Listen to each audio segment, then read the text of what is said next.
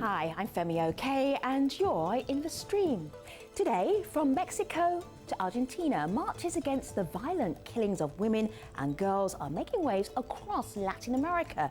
We'll speak with those breaking the silence and demanding action.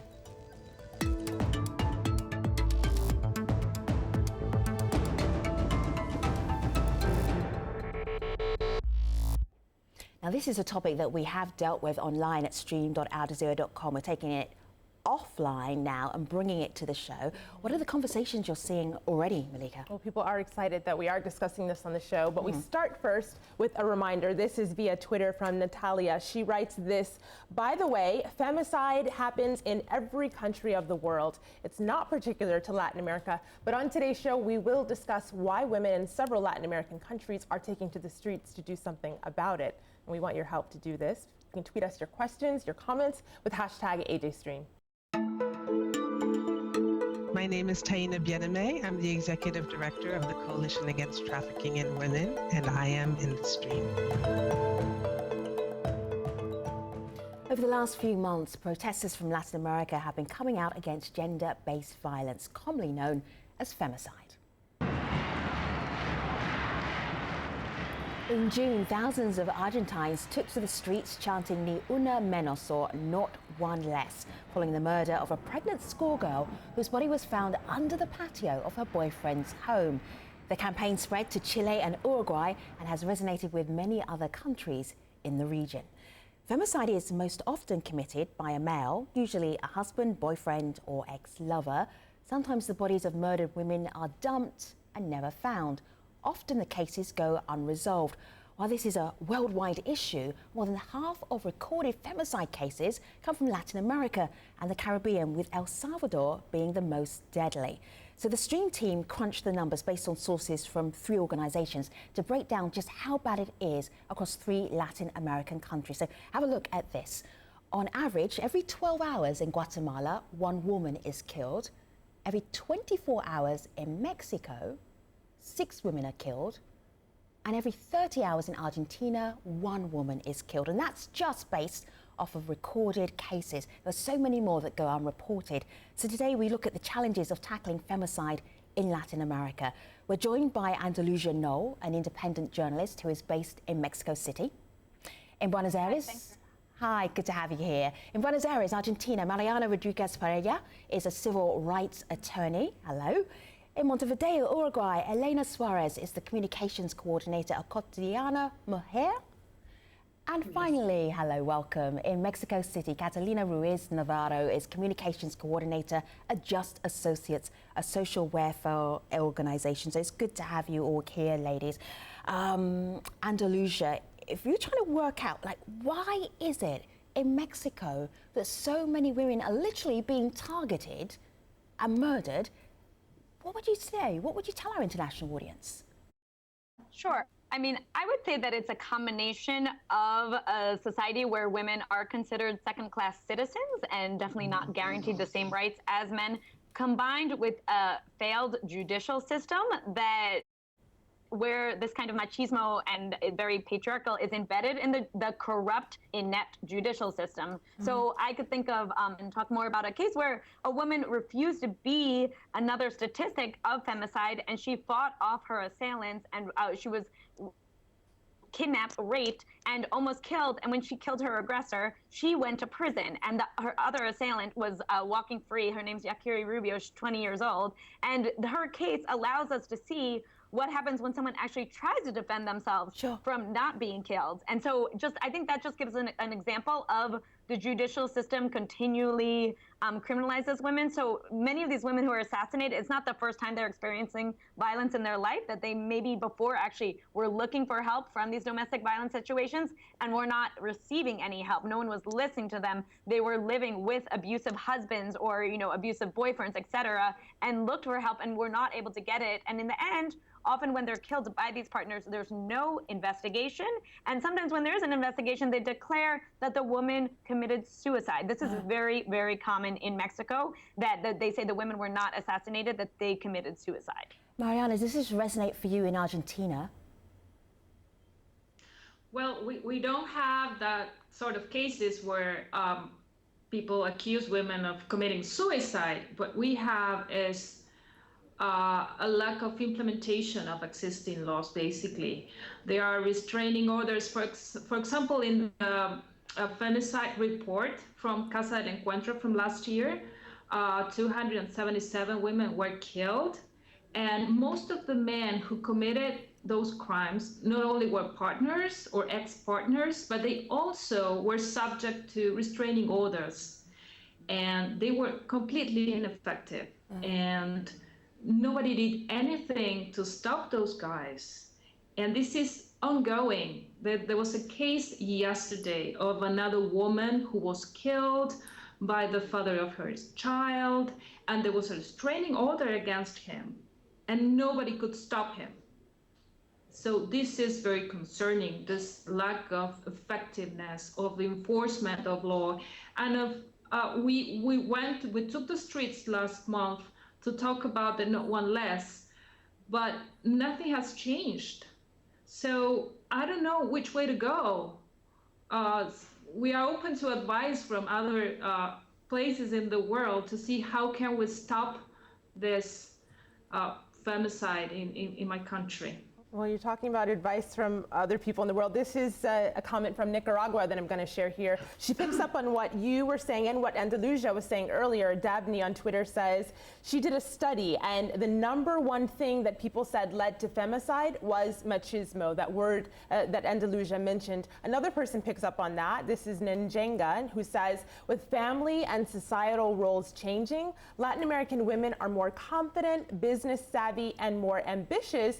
And she says that has led to more gender-based violence. So Catalina, these sound like good things on the one hand, more role models for women, more opportunities, and yet people online are saying they're leading to worse circumstances. I think it's a very slow progress. I mean, feminicide is a public health issue, and it is killing Latin American women, and it's not because they were going to rob them or because they were going to nothing. It's because they are women. And it's no wonder that the word machismo is a word in Spanish. And in Latin culture, probably there's misogyny and machismo in all cultures, but in Latin cultures, like, we actually brag about it, and it's considered to be very macho and virile, to be like, you know, how we Latin people are so passionate. So this passion is that the man can kill you because he was so passionate. So, like, still the media, for example, use this word, and when you see feminicides on the media, they will describe them as crimes of passion, and then they will go on and tell you how the intimate life of the woman, did she have sex toys, was she unfaithful or whatever, and the man who was so, oh, this happened to him, but he was such a promising, bright, responsible, law-abiding citizen, but suddenly in a moment of anger and passion because he loved her so much, he killed her. And this is a story that is told over and over and over and over by the media, by the judges, by the police, by the aggressors, by the victims' friends, over and over and over. So when you have a society, when they hit you or in a jealousy rage they harm you, when that is seen as a signal of love, I mean, that is one of the reasons why it's so hard to change. See, Elena, I see you nodding there as Catalina was speaking. So if this is a cultural and about attitudes that are happening in different parts of the Latin American region, what do you do about that? How do you even keep track of who's being killed because it's femicide, who's being killed because it's a violent society? How do you even keep track of that? Well, it's hard to keep track because of what Catalina was saying as well, because it's the machismo is ingrained in all of us. I mean, we are all educated and raised up in this kind of culture where women are seen as prizes, where romantic love and violence are very, very intertwined, as if that was a good thing. And the role of the media is really important in that. And so when they did the Ni Una Menos march in Argentina, Uruguay joined up to that march, because we've also been having a lot of, a growing number of women that have been murdered for being women, as Catalina was saying, not for any other reason, not to be not for anything else as to because they are the property of a man, and so that man can do anything they want with them. And one of the things that they can do is to kill them. And it's very important to say that femicide is the top of the iceberg. It's just one of the most visible and horrific form of violence against women. It's not. It's the end point of a link of discrimination, of Mariana mentioned this, of being considered to be second-class citizens. It's all part of a kind of atmosphere of discrimination where women are not, some would say, treated as people. Basically, men are people and women are women, and that is a very separate category. And so to answer your question, I think education is very key. There was a call in Argentina for the government to start education programs in primary and secondary school about gender violence and gender discrimination, and I think that's definitely one way that we could go. And also I think it's important that the media take responsibility and take notice of their role in enforcing this culture.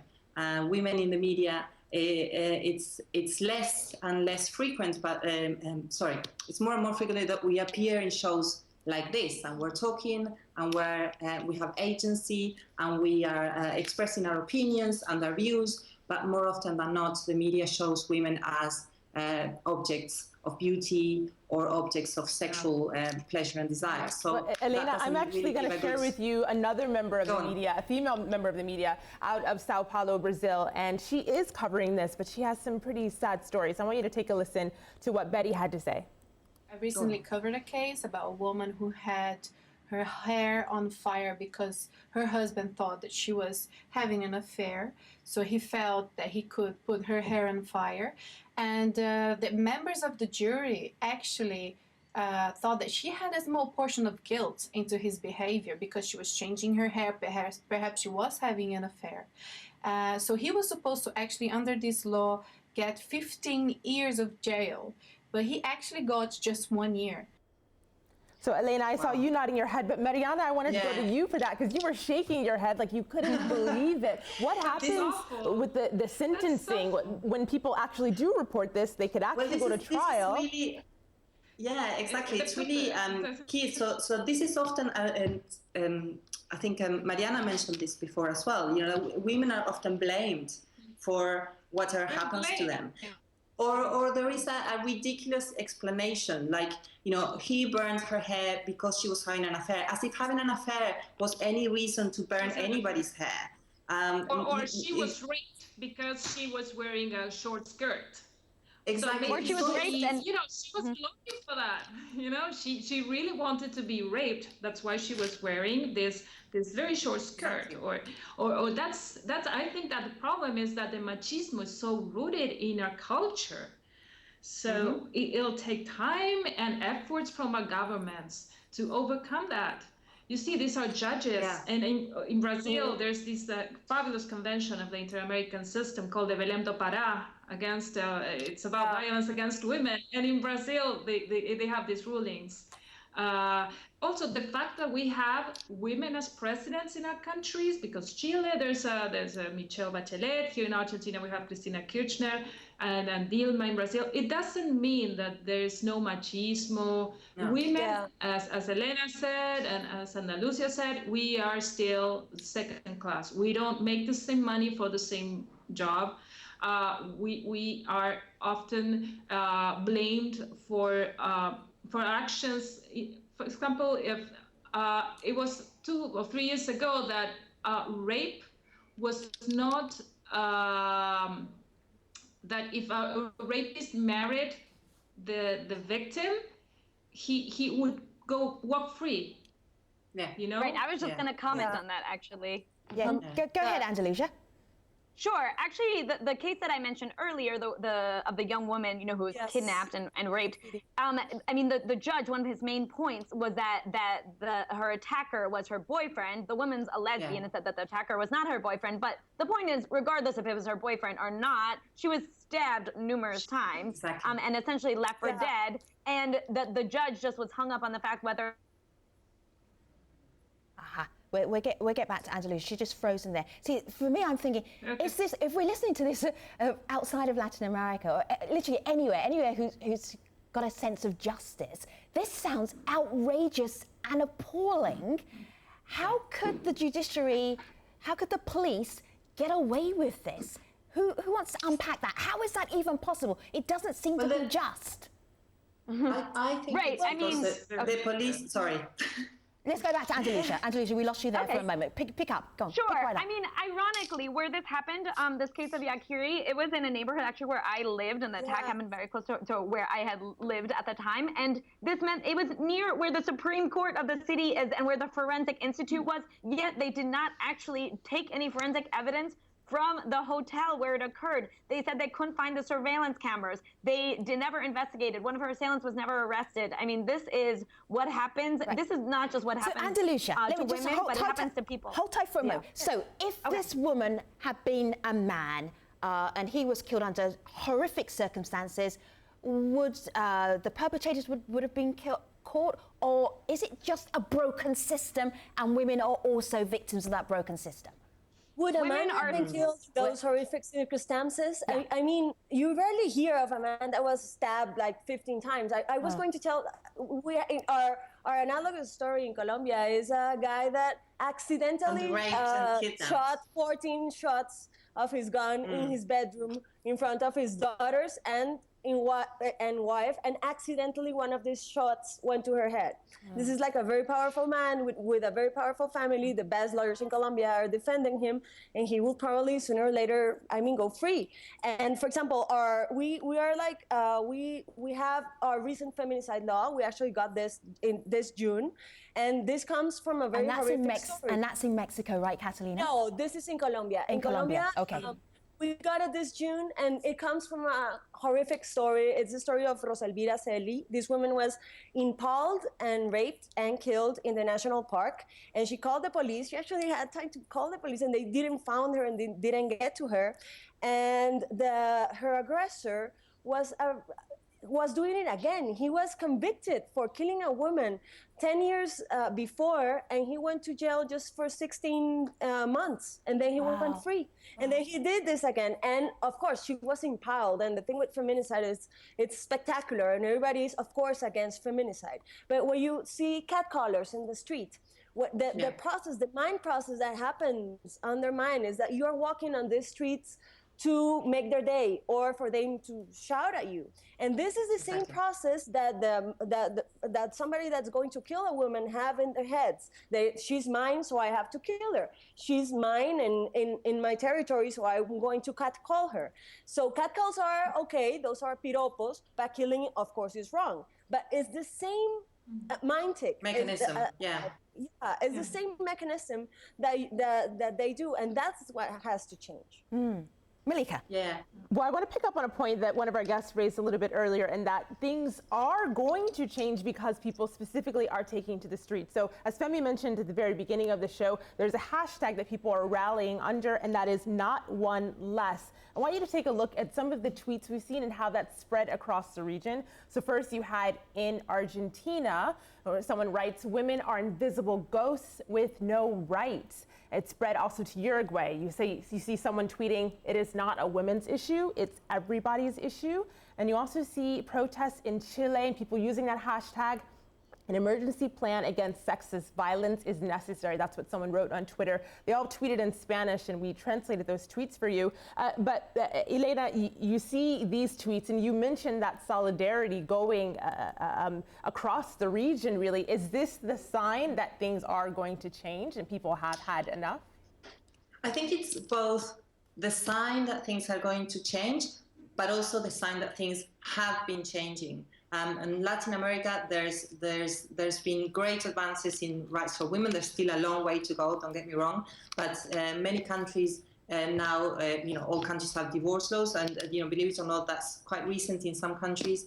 Then you have abortion laws that permit women to make choices about their own bodies. In some countries, not all of them. So there's a general movement of progression in women's rights in the region, I think. And so I think these mobilizations are both, they're going to be fuel for more changes, but are also standing on the shoulders of all the feminist organizations and feminist women that have been in the region working for years and years and years to get more and more rights for women. So I think this is a really good thing. I mean, in Argentina, Mariana, there was this spontaneous protest that happened after this 14-year-old pregnant girl was found dead under the patio of her boyfriend's family. Extraordinary story. But how do you explain the spontaneity of people heading out there on the streets? What happened?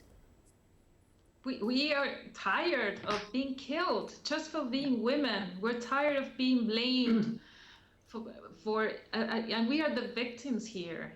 So that's the Not One Less came out. It was very spontaneous. There's this journalist called Marcela Ojeda that she was desperate, and it was something on Twitter. Actually, she was the first one to send this tweet, and we managed. I say we because I think we all took part in this, in the Ni Una Menos. We and that's what's so great about this movement, that we all took ownership because this concerns everyone in the country, men, women, young, old, children. We are all involved in this. But I agree with Elena about the changes that we had, all this progression in terms of human rights and women's rights in Latin America. I still, we had made progress, but there's this long way to go. Very difficult, the violence thing and the mindsets of the judges, especially. It'll take time. Ladies, let me show you something, because this really struck me. This is it's a really hard conversation to have, and to think of so many countries across a region that all have this same issue. But then we saw this headline here: Mexican court sentences 5 men to 697 years for femicides. So there are 5 men, northern Mexico, sentenced to this incredible long prison sentence for gender-driven killing of 11 women. So Andalusia, you're based in Mexico. Is that the light at the end of the tunnel right there with that incredible sentence? No, if only if only it could be the light at the end of the tunnel. I mean, it is historic that those men are being, sentenced, they've been prosecuted, and that is the result of decades of women and activists fighting for an end to the impunity, first for the women who are being murdered on the border in Ciudad Juarez and in Chihuahua, and now, while Ciudad Juarez has been a little out of the spotlight, now more women are being murdered in Mexico State, which surrounds Mexico City. So it does show one sign that people are being locked up, and it can be historic, but still there are assassinations and disappearances of women that are continuing all the time. One historic thing that did happen this week in Mexico State is that the government actually emitted an emergency gender alert, which women's groups have called for years, ever since it was implemented in 2007, when a law was passed as a result of the Ciudad Juarez murder, saying that women have a right to live a life free of violence and not be killed just for being women. The law has been, passed 9 years ago or 8 years ago. All right, so once again, we lost Andalusia. Amazingly, because she's only in New York. Malika, what do you have? What are you seeing online? Well, Andalusia was talking about that gender law that was in Mexico. And Kara here, teasing us into the post show, she says, there are new laws in Latin America, but there needs to be a social and political adaptation to fully stop the killing. So we'll see if that is enough. Yes. All right, so we're going to take our guests, our lineup. Catalina, just out of interest, just very quickly, is progress being made? Would you say that, we're actually making progress? Well, I'm not a true believer in feminism. I think feminism is the only peaceful revolution that was effective in the 20th centuries. I mean, 60 years ago, we couldn't vote. Okay. And now here I am speaking in public. I mean, that was unthinkable 60 years ago. Catalina Ruiz Navarro, we're taking you to the post show. I know you've got a lot more to share with our audience. Helena Suarez, Mariana Rodriguez Pereira, and Andalusia No. They're not finished yet. Hopefully you can see us at stream.aljazeera.com, where we're talking about femicides in Latin America. Thanks for watching.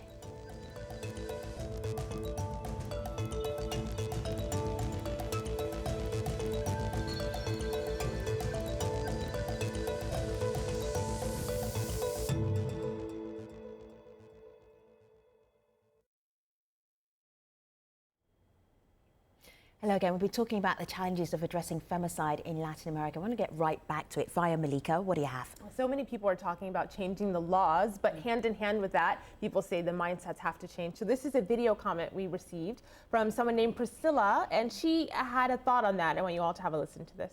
So even though we have a law to address these crimes, we have a whole system that fails in recognizing that this is a part of a gender issue. We have judges that do not understand that there is a cultural background that they have to take into consideration, and we have policemen that are not prepared to help victims of domestic violence, for example, and we have a whole culture that forces women to remain silent. So it's not enough to set penalties if we don't work on that cultural aspects as well. So Mariana, she mentioned several things there. How do you even go about tackling one of them? Let's say the judges. Well, I think they need, to be trained by experts. They have, we need gender education. Also, the policemen. I think it's something that happens throughout the region, that when women go and file complaints, they don't take those because they are like, well, we don't have budget for that, or maybe you are overreacting. Maybe your husband was being nice to you, or maybe you did something, and that's something that it's. I think it's quite common. I think we all agree on that with all the women in the panel, that from judges and also from security forces, there's no knowledge. There's no sensitive. They are not sensitive to that. I think that's why it's important for the countries that have not typified femicide to do so.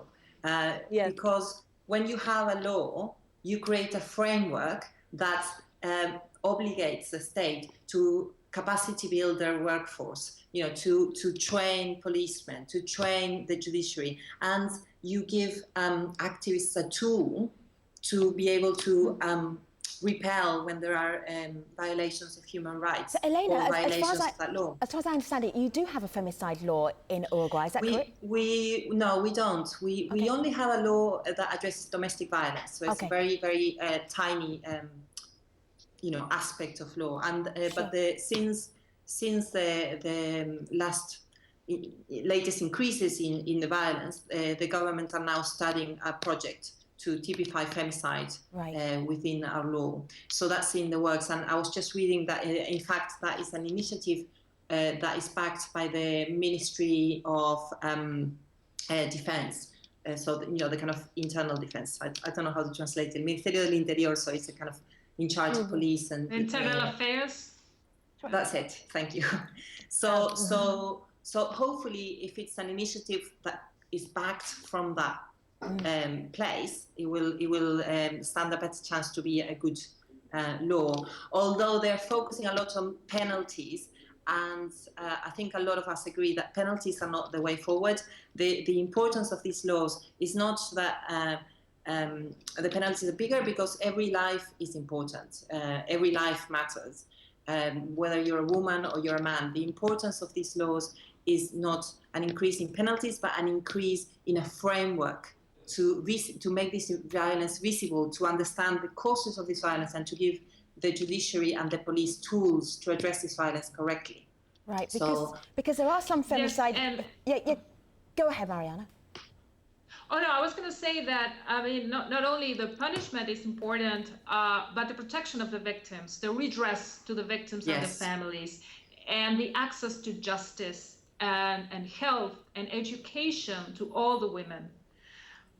It's very usual that poor women, it's cross-cutting. Violence affects rich women and poor women. So we are all affected by this. But those who don't have access to justice, for them, it's even more difficult. So one of the things that in Argentina, I think we are seeking is to push in our parliamentarians to provide more access to justice, free legal aid for those women seeking for advice when there's a case of violence, and free shelters. And that's something that we don't have right now in Argentina. I think at a local level, some municipios have those, but not all of them. And it has to be in all the country, not just in one little county in Buenos Aires. That has to be all throughout the territory. I can see in different countries that people are beginning to mobilize. I'm just wondering what the reaction is from the authorities. Andalusia, you were about to say something. Go ahead. Sure, definitely. I want to say also this is further complicated in Mexico because actually a lot of times, though, the people who are responsible for killing these women, their husbands are policemen, are agents, state security agents, and so it's not at all surprising that their deaths are not investigated, or whoever the attacker is, it's very easy that they could block the investigation. So there was actually just a very historic case here in Mexico that happened in Chimalhuacan in the state of Mexico. It was a young woman, Mariana Lima Buendia. She was killed by, it's believed, she was killed by her husband.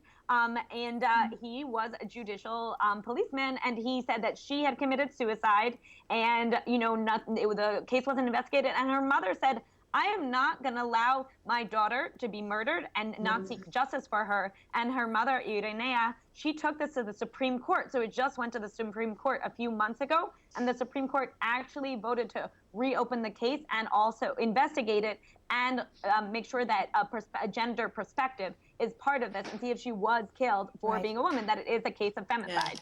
Right, so there is little bits of hope there that you can use the same judicial system, which you're saying also is infected with machismo. There might also be redress there in legislation, in laws. Catalina, give us our last thought before we wrap up. Well, I was going to say that the best thing that the Colombian law has is that it has gender classes from preschool. So if it's implemented, it's just yet to be seen. We're going to have a new generation of people that do this, and that it implements a national statistic for gender violence. Because right now I can tell you that 4 women are killed in Colombia a day, but I can't tell you that each one of those are exactly feminicides, because those data are not disaggregated. All right. Ladies, thank you so much. I really appreciate all of your takes from different parts of Latin America. It's been a really enlightening conversation, definitely. Depressing, but enlightening. Malika. I'll give us context for wrapping up this entire conversation to Blanca on Twitter. She says femicide is a grave issue that must be situated in the broader context of Latin American women's rights or lack thereof, which is definitely a series of shows that we could do on that, but an interesting comment nonetheless. Andalusia, Mariana, Elena, Catalina, thank you for being on the stream today. Really appreciate your time. Take care.